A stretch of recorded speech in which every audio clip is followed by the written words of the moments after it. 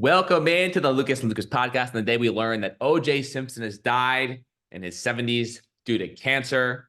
Terrible news out of the world of professional football. But Mike Lucas is here as well. Mike, you were in Cleveland on Monday for the total eclipse. I want you to tell everyone how amazing it was, how it was the greatest thing you've ever seen, and that it was just a landmark day in your life. I don't know if you're being sarcastic and how you want me to describe it, but I'm not even going to pretend, Frank. It was awesome. It really was. And I was in Tennessee in 2017 for the last one. I was in like 94% totality. And during that, it was cool. It got dark. The temperatures dropped a little bit. The birds kind of flew all over. I didn't exactly know what was going on, but to be in 100% totality, to have that 3-minute stretch where you could take your glasses off, you could look at the sun, and it was being blocked. There was just a halo around the moon. There were thousands and thousands and thousands and thousands of people out watching together.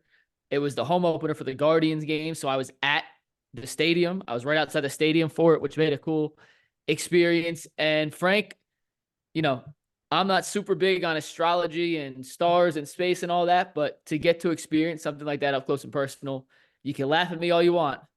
It was really freaking cool. I'm not laughing. All I know is that where I was in Westchester, New York, it was very underwhelming. It just got a little. I'll tell you the difference. The difference in 94% to 100% totality, no pun intended, was night and day. Was legit two completely different experiences. Yeah, I mean, it looked like it just got like not as bright as it usually is. It looked like it was like dusk almost, like for a little bit, and that's it. It was. Yeah, I was like, what? It got dark. Like in totality, it got legitimately 9-10 o'clock dark, nighttime for 3 minutes. I mean, I wish I got to like. It's weird though, like when you have those glasses on, and you're looking at the sun, like it's like pitch black, and all you see is like the little circle. It was like bizarre, like using those glasses, which I don't think I've ever even like actually used before. And when you have they're pitch black, you can't use them for anything else. You'd walk into street poles. Yeah, you can't you're literally blind. I was like, I know the whole idea of like looking at the sun and it like hurting, making you go blind is like something I can't wrap my head around. But another thing I can't wrap my head around is this Ohtani story. I was just reading up on it, Frank. Oh yeah, you probably know more than me. So this is literally all going down as we're taping here. So Ippei Mizuhara, obviously pleading guilty, and the original numbers was that he stole $4.5 million from Ohtani, but now that number has ballooned to over 16 million from Ohtani. And basically, the way that what he was doing was he would call the banks, and he knew all of Ohtani's personal information, and that's how he would transfer the funds to cover his gambling losses. And now he faces over up to 30 years in prison. And here's some statistics on his betting activity. So he placed approximately 19,000 wagers on sports, not baseball, according to the court documents, but approximately 19,000 wagers between December 2021 and January 2024, averaging 25 bets per day. The average ranges of $10 to $160,000 per bet. An average bet amount of $12,800. He accumulated $142 million in winnings and then $182 million approximately in losses. So he lost over $40 million over this period of time in betting, which is just absurd. And I just can't wrap my head around how this guy, Ippei Mizuhara, A, got this job, B, was betting this excessively, and Ohtani, who they were apparently best friends and did everything together, had no idea that Mizuhara would find the time to call the bank and do all this stuff with Ohtani having zero knowledge. It's one of the most mind-blowing things I've ever seen. Like when I look at interpreters in sports and in just in life, I just think that they're there. They work with multiple players who speak the same language. They stand next to them during interviews, and then during the rest of the time, they just relax. And I don't know but like this changes the whole perception of interpreters in like sports. Like you think that they're just there to answer questions, but now in this one, it's just like I can't believe what he did. Well, Frank, you're missing some of like the most. I mean, the numbers are fine, but according to some of these text messages from the report, I just saw this on Twitter. This one in particular is from Bill Shaken, who covers the Dodgers for the LA Times. Mizuhara to bookmaker one, quote, have you seen the reports? The bookmaker then responded, quote, yes, but it's all bull crap. Obviously, you didn't steal from him. I understand it's a cover job. Mizuhara then responded, quote, well, technically I did steal from him. It's all over for me. Almost admitting to it right there. And Frank, I remember when we did the first podcast when this news came out, and I was just like, I refuse to make any kind of judgment because I have no idea. I had no idea what happened. And I feel like in the moment you were kind of on the, well, there's no way Shohei didn't know page. And I'm just curious now whether this is the truth, whether this is him being the fall guy. Do you think Shohei had anything to do with this now, or do you believe this was truly just a interpreter gone wild? Well, it doesn't sound like he was betting on baseball, so that eliminates like the whole Pete Rose, comparisons here. I do find it hard to believe that Ohtani had zero. I mean, I guess there are other instances where people can like really deceive people, and maybe this is the case of that. But I mean, this was like Mizuhara. It seems like it was his passion and his like life's work was betting on sports, whatever sport it was. I can't even like try to picture in my mind what he was betting on and how awful he was at it. Was he betting on like football, Japanese? I just horse racing. Like, what was he doing? And the fact that I guess there is, I've seen instances in life where people can be deceived like this. So I guess I don't want to believe that Ohtani had zero idea, but I guess that's the way it's sort of shaping up, is that he just got completely fooled. And I mean, I keep going back to that picture in the dugout, the video in the dugout of, the opening day game in South Korea, and him and Mizuhara are like standing side by side, laughing, smiling together. And, Ohtani apparently had no idea what in the world was going on. And Mizuhara was sitting there like for over $40 million in debt and not a care in the world. It's such a, it's such a mind blowing story that like this guy just functions normally in society when he's got this horrible secret going on. I don't know what to believe, but I guess I'm gonna have to believe that Ohtani got truly, screwed here, and he's a true victim, I guess. As much as I don't want to believe that. I mean, I'm disappointed that some of the memes that were coming out of this now are just not going to be applicable, because I did get a good chuckle out of most of them. Excuse me. But in a way, I do feel bad for Shohei. Excuse me. Because it feels like, and whether or not you believe 100% the report and these findings are 100% accurate, or whether or not Mizuhara is kind of falling on the sword for Shohei if he did have any type of interaction in this or not. Well, but it feels like the whole like potential scandal was like, it would be hilarious if like all these bets were on the Angels money line and he ended up losing like $40 million. Like that would be like, that's the story that I want to believe, but I just don't think that's what happened. So like, no. Well, there was text that he was betting on soccer. Like, right. So like in that case, like it completely absolves Ohtani of any like wrongdoing in baseball and would not jeopardize his standing in the game and facing any possible suspension at all. Because I'm pretty sure that you can like, I'm not 100% sure, but as long as you aren't betting on baseball, you can gamble. Yeah. Yeah, you're allowed to gamble. And that's what I'm saying. I don't even know. When we had that first discussion, I said, I'm not making any conclusions. I need to see more evidence. We have some evidence, and I'm not even 100% sure I fully believe that's 100% what happened. I do think it is crazy, though, that Mizuhara had that much access to his financials and information needed to access said financials. And with how good banks are in today's world, that you could do it via online or via telephone with that amount of money and it go unnoticed, or not double checking. Like, hey, you're trying to wire $500,000 from X account to X. Are you noticing weird activity? You get that phone every time I make a charge over $500 on my credit card. I get a text from Chase saying, hey, is this you? Yes, I just bought a plane ticket. Okay. No work. Like, there are so many safeguards to avoid this from happening. And it's just crazy. I have to go through and read everything because I can't get enough of it. Does that make sense? Like, everything I see come out, I saw another one where he was just betting on soccer. Quote, Mizuhara message bookmaker too. I've just been messing around with soccer. There's games on 24/7. LOL. I took UCLA, but they lost outright with 4 exclamation points. Like it's kind of objectively funny, but also terrifying and sad at the same exact time.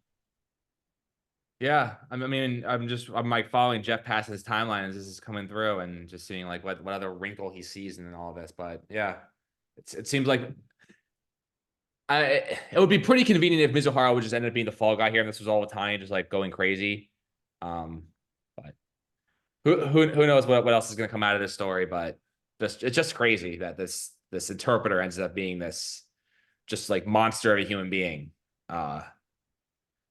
Yeah. Anyway, that's all I mean, I really nothing else to say about that. The Ohtani story. It's crazy. I'm looking at Paston's timeline right now. It's just crazy.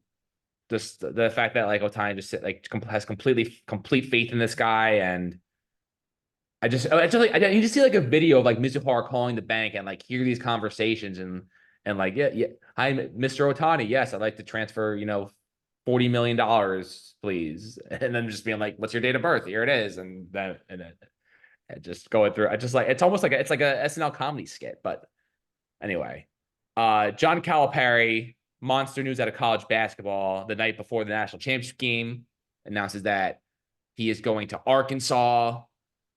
Just a crazy bombshell story. I love Coach Cal, but it seemed like his whole shtick was running, kind of got old with the whole, try to get the elite recruiting class, hope that it works, rebuild the roster year after year after year. He was sort of the originator of the one and done, kind of caught on to that evolution of college basketball before anyone else did, but he never really got quite the prospect of Anthony Davis and was unable to win since. So I just don't see how he's going to have success going forward here unless he changes the way that he coaches, because the teams that win in college basketball aren't like the ones that get, the hot shot, top, it's like, I feel like it's almost is the team that like has more time to gel a little bit more. And the Calipari way, I think it's not really working. I don't know what Arkansas is really expecting from Cal. I mean, they'll be competitive and they'll be ranked, but I just don't see how he's just going to change his whole philosophy and all the way he's been operating. And if I were to set the over under on championships and set it at a half at Arkansas for Cal, I would take the under. I don't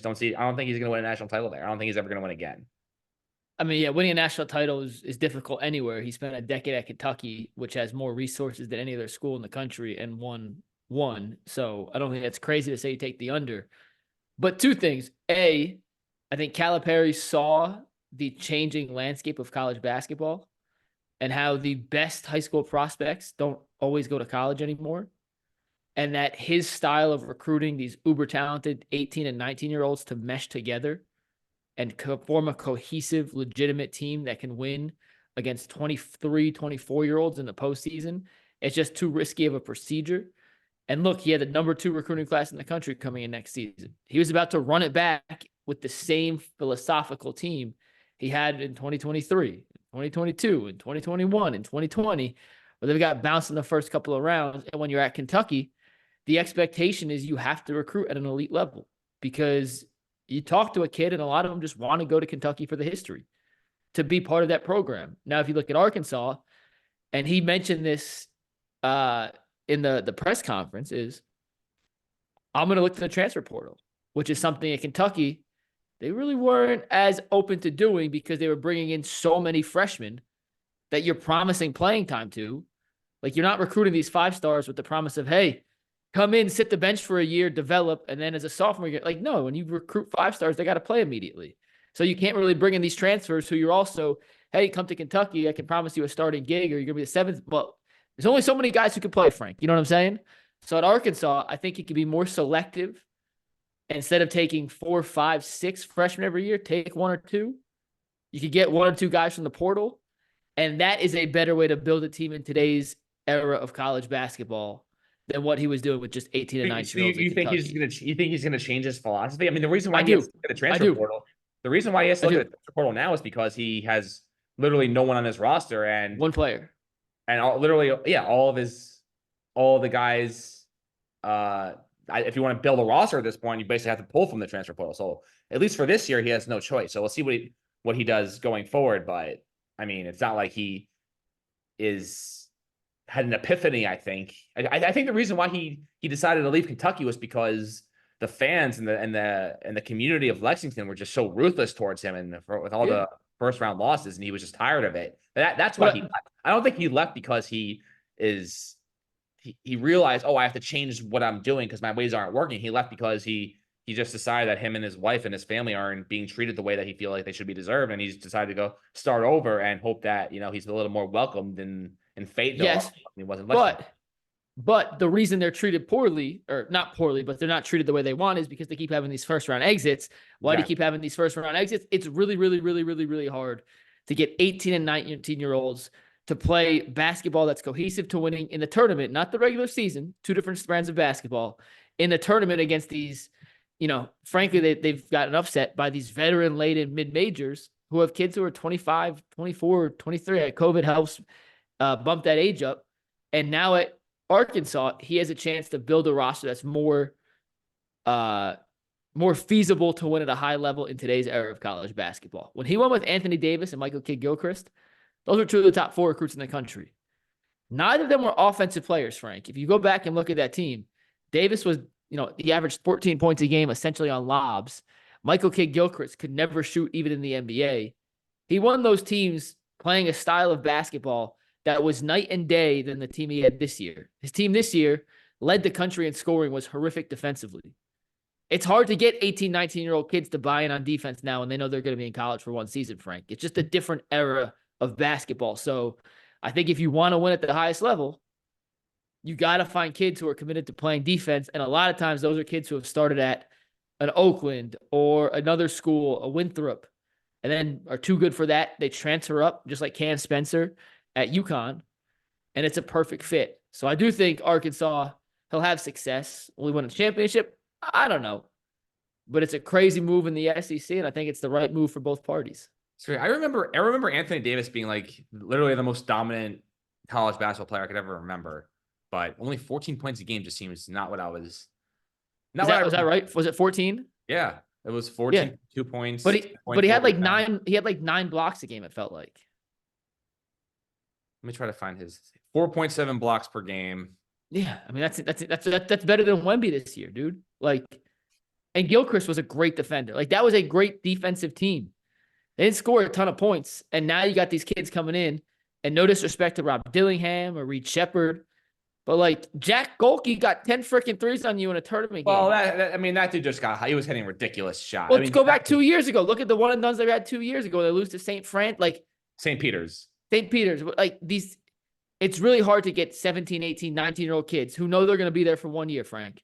They know they're going to be there for 1 year to buy into a defensive concept against these teams. And I'll use Oakland first. Oakland ran a very, very intricate offense to try and get Golke the shots. Their big man down low was pretty good. Like they ran a legitimate offense, and those guys didn't want to buy in. Like there's no reason. It seemed like his teams were all about like me. Like I need to score. And those guys were just, they weren't really concerned about doing anything on the defensive end because they just wanted to make sure that their name showed up in the stat sheet with points and to make them stand out more for the NBA. I get what you're saying, but I don't think that his philosophy is going to change much at Ark. I just can't see him like adapting at this stage of the game. He's been a coach, for 4 decades at this point. So why would he all of a sudden just change who he is? That's not really how this works.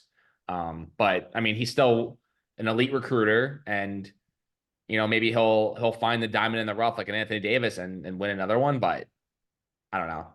I just think his other schools have also because when he first started the one and done stuff, like he was the only one doing it, and he would get all these elite recruits, and I think he had a little more success. But once the Dukes, the UNCs, and other elite programs started realizing what was happening and doing that and sort of caught up to him, he wasn't able to that separation of recruiting got smaller and smaller and smaller, and therefore the results did not line up to what they want. But Dan Hurley somehow has managed to transform UConn into an absolute powerhouse.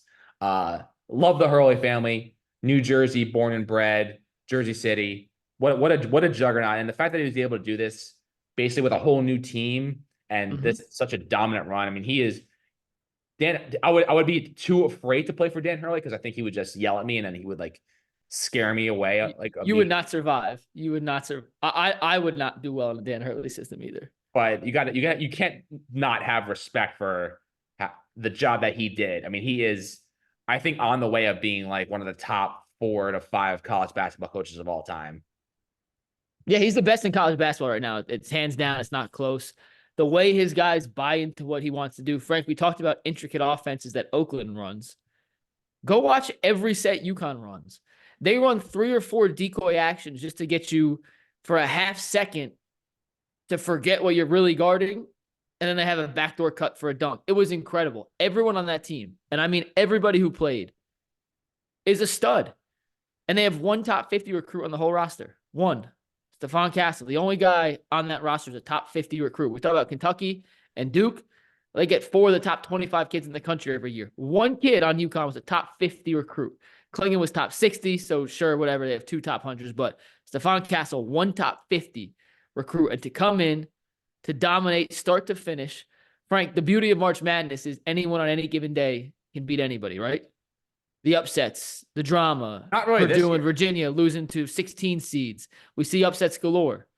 UConn, it never came close. 12 straight tournament wins by double digits is one of the most incredible individual feats of greatness I have ever seen in sports. And for not 1 second of that tournament, including in the championship game when Zach Edey was getting all his points in the first half, did I ever truly feel worried about UConn's ability to close out the game and turn it up a notch when it mattered most. Purdue came out in the championship and threw a haymaker, and same with Alabama, threw haymakers in the first half. And UConn took it on the chin, said, that's all you got? And came back and beat the ever-living piss out of them in the second half in way to capturing their second championship, their 6th since 99, Frank. And it's an incredible feat. And as someone who won a team championship at UConn, at Jim Calhoun basketball camp in 2009, as someone who won 2 3-point shootouts at Jim Calhoun team camp in 2008 and 2009, and someone who was named defensive player of the camp in 2009 at Jim Calhoun team camp, I feel like I helped build the foundation of what has turned into the bluest of blue blood programs in the entire country. Yeah, UConn's nothing without me. I don't know why, but when I look at you,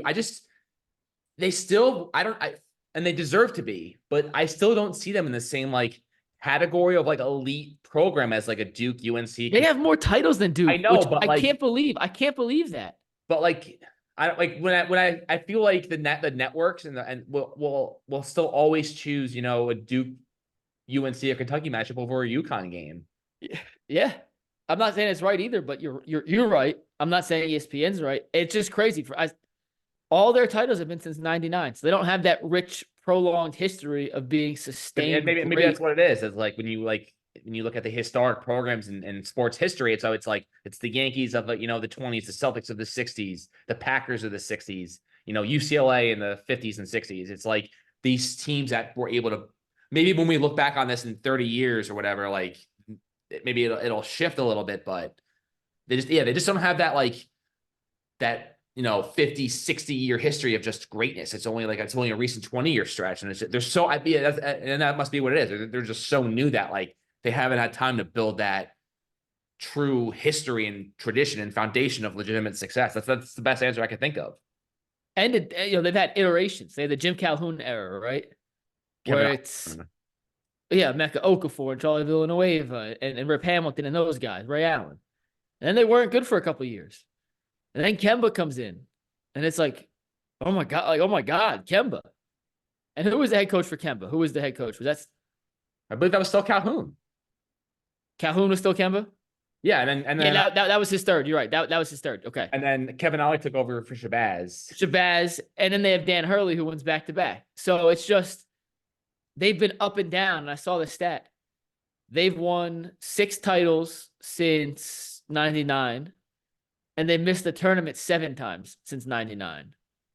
So Frank, Duke hasn't missed the tournament 7 times. They've had their waves. They've been really good, not good. They went to the AAC in the weirdest move of all time, which never, I understand why it happened. Football money drives it all, but they were out of the picture of national relevance for, over a year or for multiple years, for almost half a decade. And now they're back where they belong in the Big East.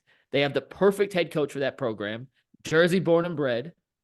I've also been to Coach Hurley, not Dan, but his father, Bob, basketball camp.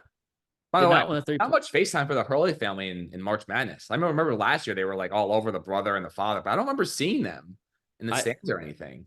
They already did that storyline. You know how it works. Yeah, I mean, I sort of missed the whole Bob Hurley thing with the father at St. Anthony's, and like I know he was a New Jersey high school coaching legend. Yeah, he coached me one year At like an AAU team. No, I went to his camp. Was he tough? Was he intense? Yeah, I was so scared of him. I was like, I don't know, just going into my sophomore year of high school or going into my freshman year, I forget. And you went to St. Anthony's? It was in the Poconos.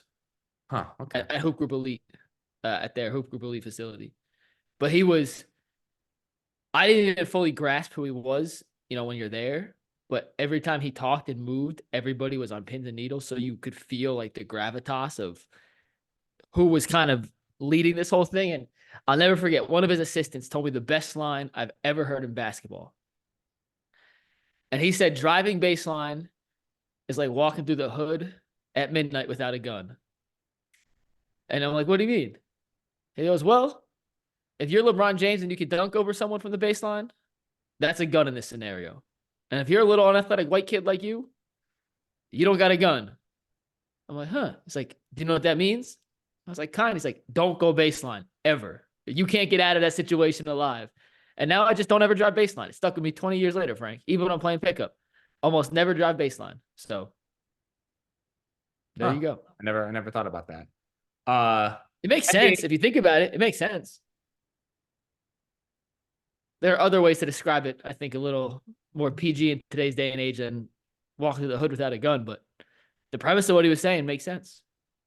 Yeah. NBA regular season wraps up on Sunday. The Bucks.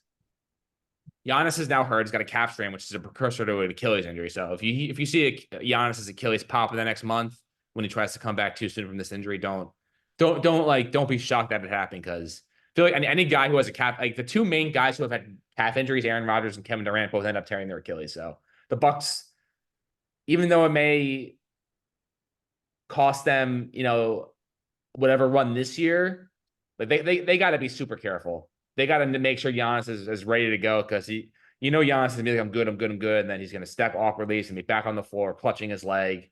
And then he'll miss all of next year. So Bucks got to be super, super careful. But what a terrible look for Milwaukee to fire Adrian Griffin for Doc Rivers. Like 30-13 versus under 500 is such a terrible look. Right, I got to cut you off for 1 sec. I just saw this one more thing on Ohtani. It's from Laura Nelson. 2 tweets I'm going to read to you real quick. Ohtani's agent did not regularly talk or text with him, instead communicating through Mizuhara. When he repeatedly asked Mizuhara about accessing the account that he was using to cover his gambling losses, Mizuhara told him that Ohtani wanted to keep him private. Ohtani's bookkeeper, tax preparer, and financial advisor knew the account existed but couldn't access it. Mizuhara told them that Ohtani wanted the account kept private and that there were no tax issues because it wasn't used for gifts and did not accrue interest. Bruh.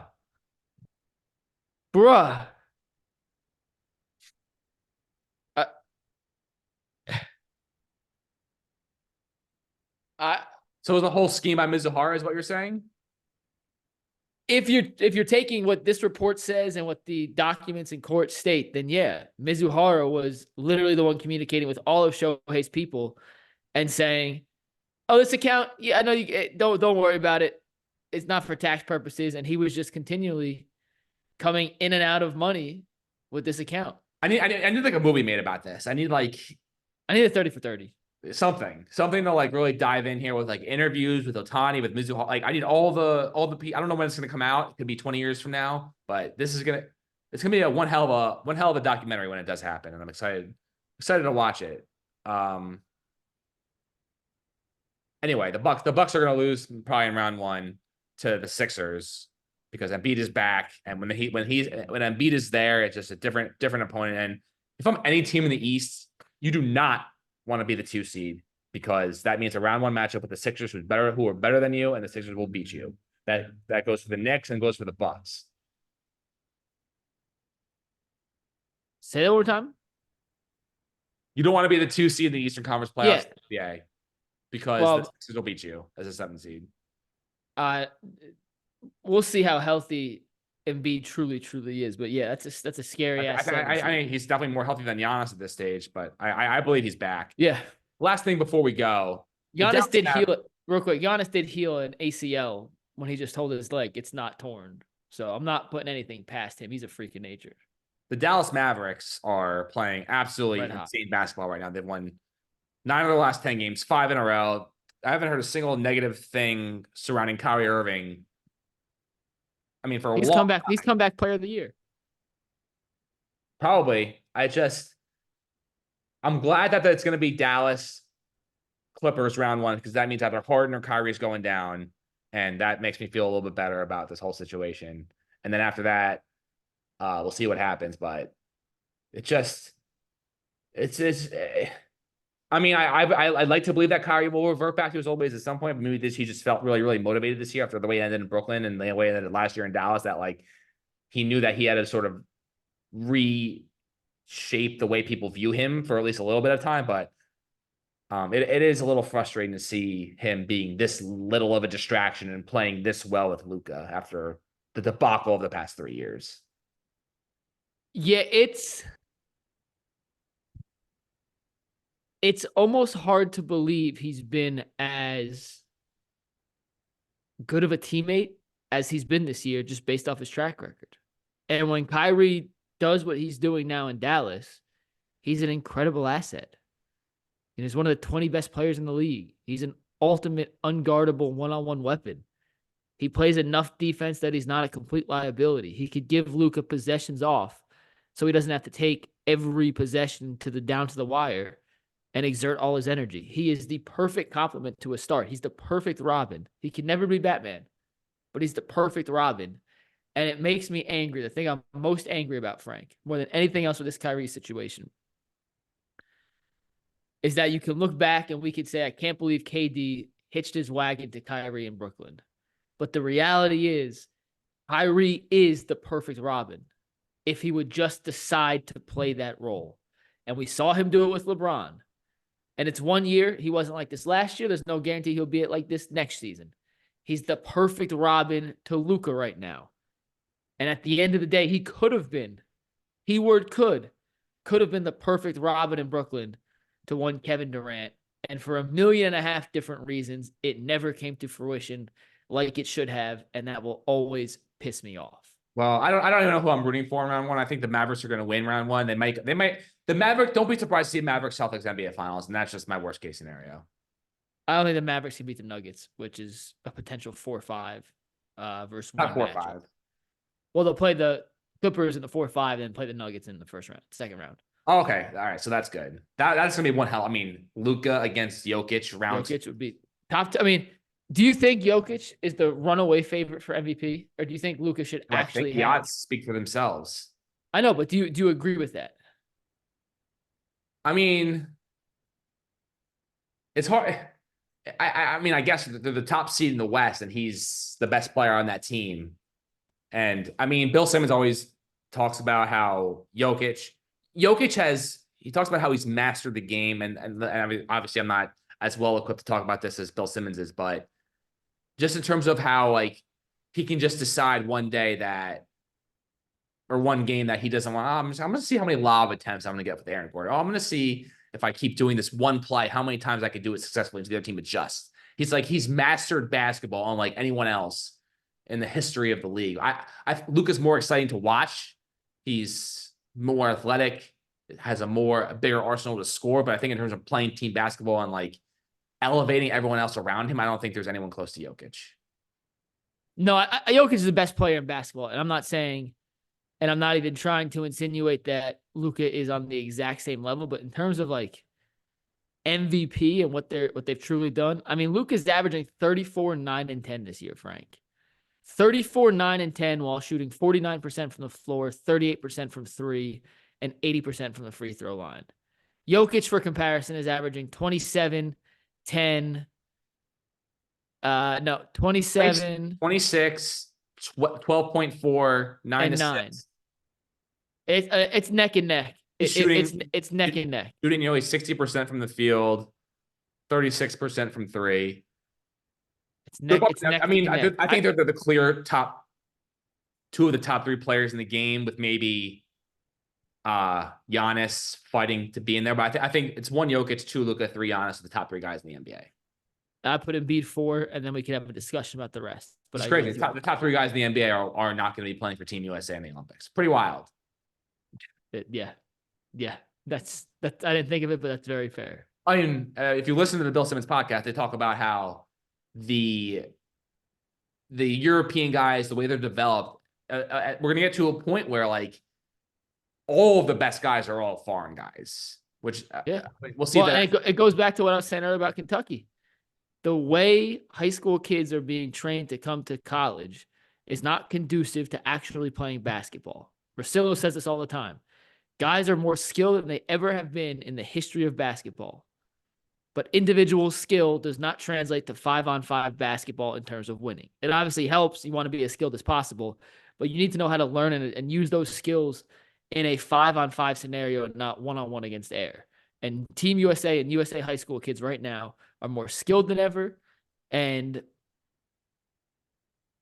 more stupid is not the right word, but less basketball intellectually adept than we've seen in a long, long time. And that's why recruiting these high school kids and building your team with 5-star kids, 2 4-stars, and 1 3-star who stuck back is never going to win you a title. We shall see. That will do it for this edition of Lucas Podcast. The Yankees are going to Cleveland this weekend. Mike, will you be there? Saturday. Very nice. Who's pitching? It's McKenzie versus Gill. Christian McKenzie, Luis Heel. McKenzie owns the Yankees. I see that you have a new hero in Bo Naylor, so I'm glad that you have someone else you can look up to and admire. McKenzie has not been good this year. The Yankees should rock him, I'll be honest. The Yankees never do, but time will tell. That will do it for this edition of Lucas Podcast. See you all next week when hopefully the Yankees take 2 of 3 from the Cleveland Guardians. Peace.